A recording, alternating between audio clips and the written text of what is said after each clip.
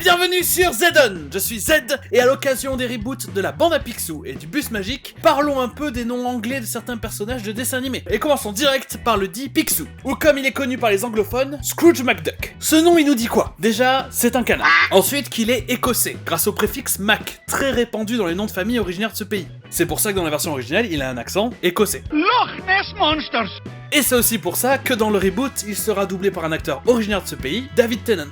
Et enfin, nous avons Scrooge, une référence à Ebenezer Scrooge, le personnage principal du roman A Christmas Carol de Charles Dickens. Ce personnage, c'est un homme qui toute sa vie a été obsédé par l'argent et le travail, d'où Picsou. Quant à ses petits-neveux, Riri, Fifi et Loulou, c'est une traduction assez astucieuse de leur nom original, Huey, Dewey et Louie. 3 orthographes différents, mais ça rime parfaitement. Sinon, niveau nom de personnage intrigant, on peut pas vraiment battre Winnie l'ourson. Ou comme il est connu en anglais, Winnie the Pooh. Et même la plupart du temps, c'est juste Pooh. Et non, il n'y a pas de rapport avec le mot Pooh, sans H. À l'époque où le personnage de Winnie s'appelait Edward Bear, c'est pas une blague, Alan Alexander Milne, auteur de Winnie l'ourson, prit le nom d'un vrai ours au zoo de Londres, Winnie, et le nom de un de ses cygnes domestiques, Pooh. Vous pouvez aussi trouver Tigger, Name's Tigger.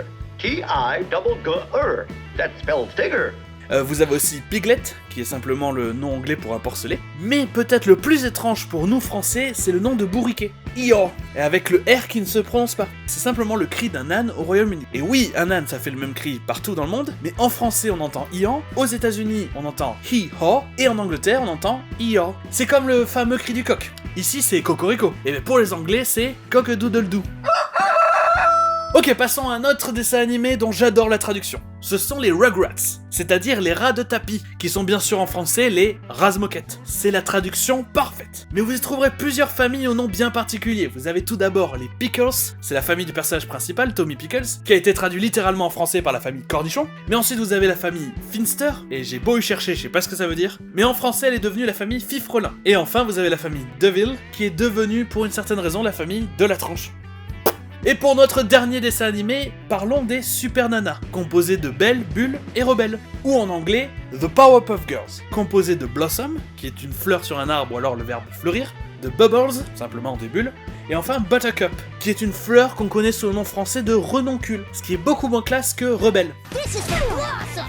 This is for Bubbles. This is for me. This is also for me. D'ailleurs, les girls devaient pas s'appeler Powerpuff à la base, qui veut dire bouffée d'énergie. Elles devaient s'appeler The Whoop-Ass Girls, c'est-à-dire les filles qui bottent des culs, mais ça a été jugé un peu trop inapproprié. Just bought a whole can of whoop-ass.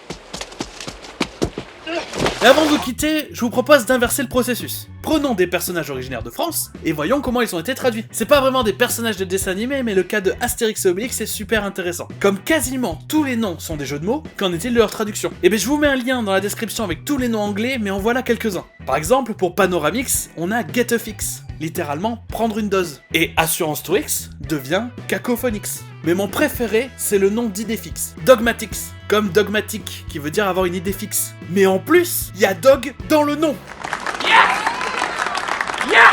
Et merci à tous d'avoir suivi cet épisode de Zedon. Si vous avez une question sur l'anglais qui peut être le sujet d'un prochain épisode, posez-la dans les commentaires. Et pour le prochain épisode, je vous dis à la semaine prochaine.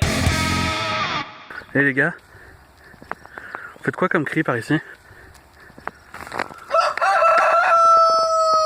Ah ouais.